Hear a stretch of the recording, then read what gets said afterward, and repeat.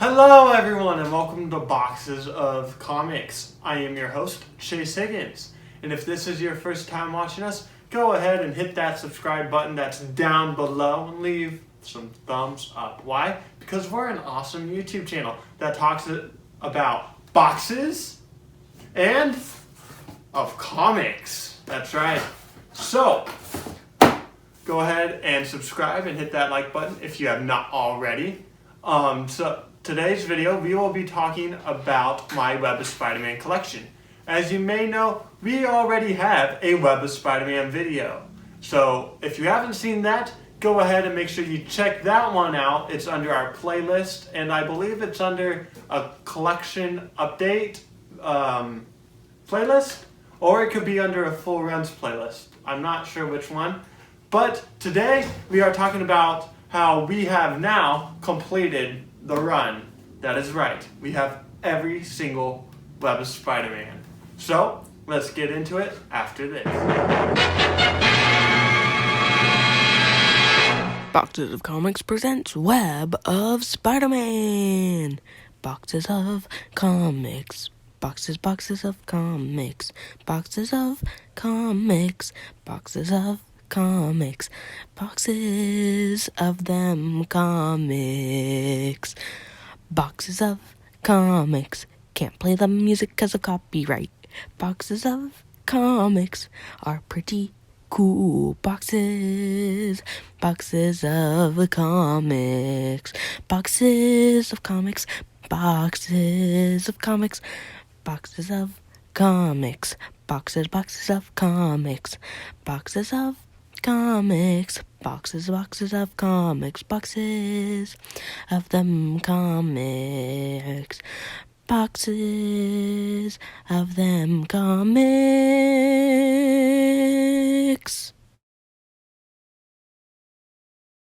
So before I actually show you what's inside the box, I must go through some background. So, about Web of Spider-Man, this series was published by Marvel Comics and ran from 1985 through 1995. So that's a solid 10 years worth of a bunch of issues and about a dozen or so special issues or limited editions. It's kind of interesting.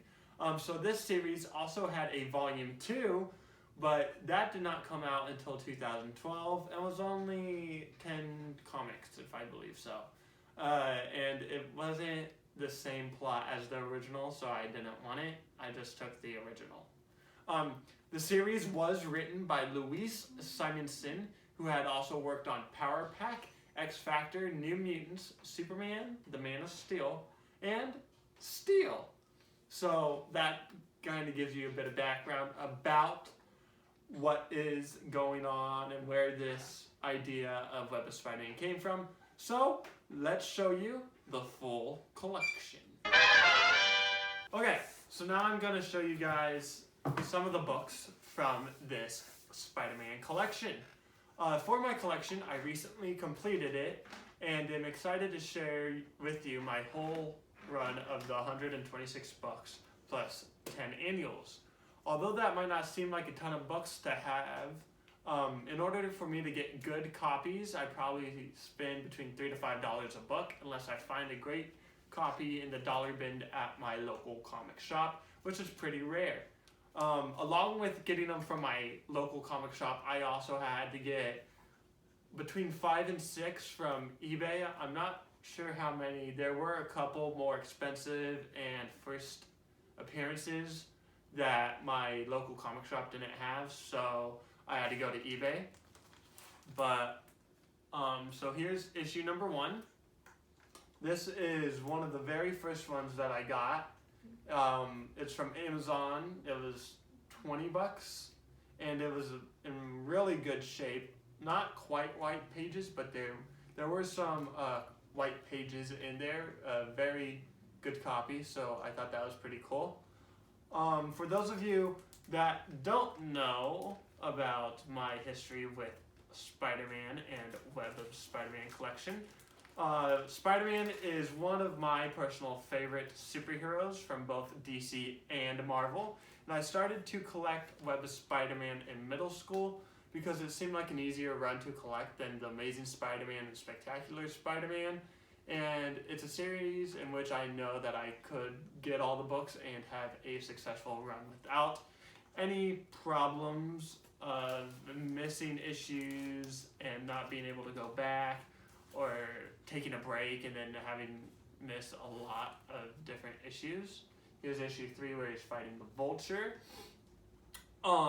So I chose Web of Spider-Man over the other issues because it seemed to have a lot of likes while doing my research on the internet.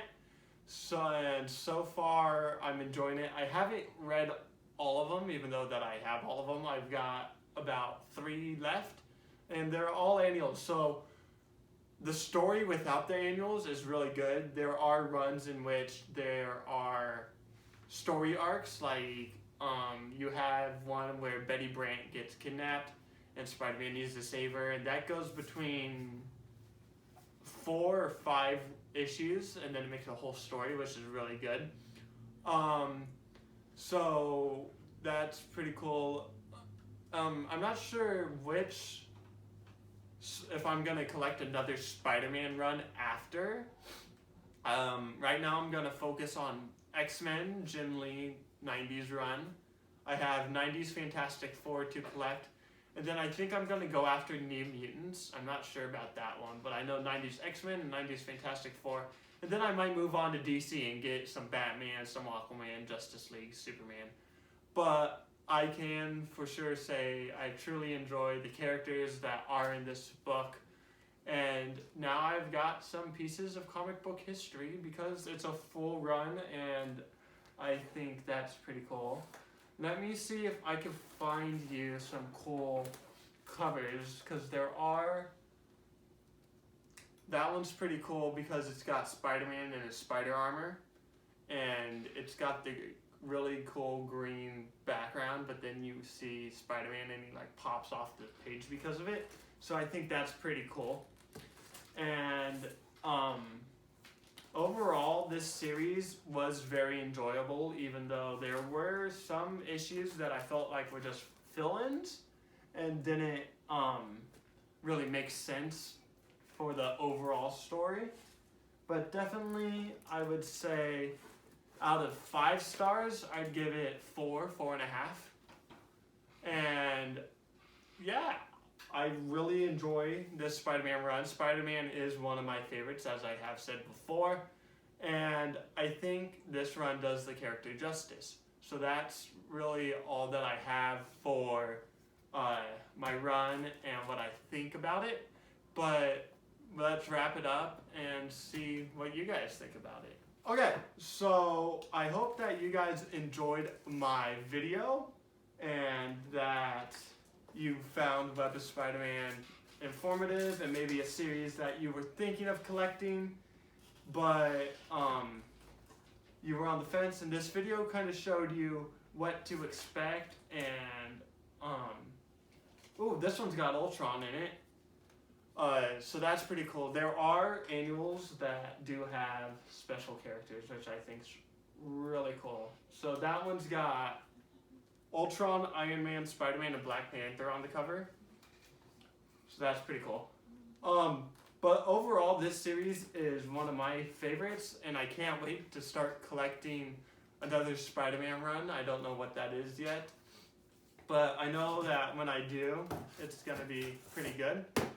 So once again, I hope that you enjoyed this video and learned something about this particular run of Spider-Man. I chose to start collecting Web of Spider-Man when I first started collecting comic books in middle school.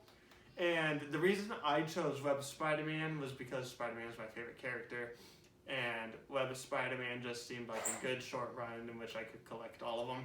I also was collecting some X-Men, Batman, and Aquaman, but I chose to focus on Spider-Man because I felt like it was a good run and I could have all of them and then move on to something else, because Batman, there's a bunch of different titles, and then sometimes books are more expensive than others, so the price was really a big part of it for me. On eBay, like I said, I got some books off there. I don't believe that I spent more than $30 for a Spider-Man book, a Web of Spider-Man book for it. So eBay did have some good deals, and there were even some that came in packs. So I think for $40 I got 22 comics, which is pretty cool.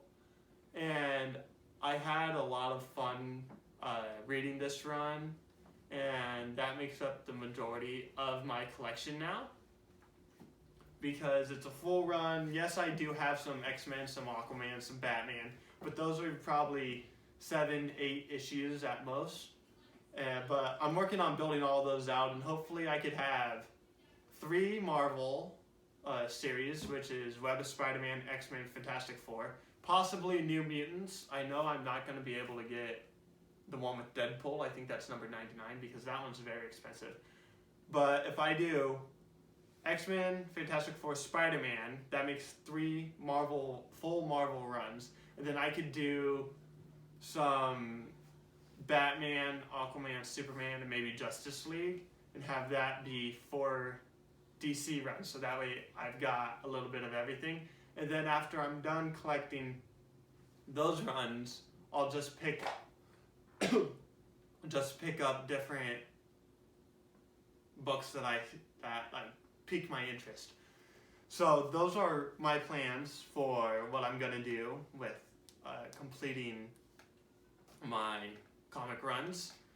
And through the journey, we will be posting different content, such as Star Wars or the MCU, and we'll go ahead and change up our content as we grow as a YouTube channel, and depending on what's good or what's not, maybe we do something about WandaVision and do a WandaVision review, or we do a DC review of all their new DC movies.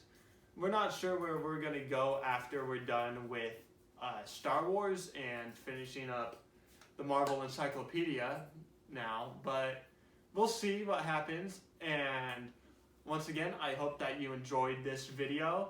Don't forget to like and subscribe, and we will see you next time on Boxes of Comics.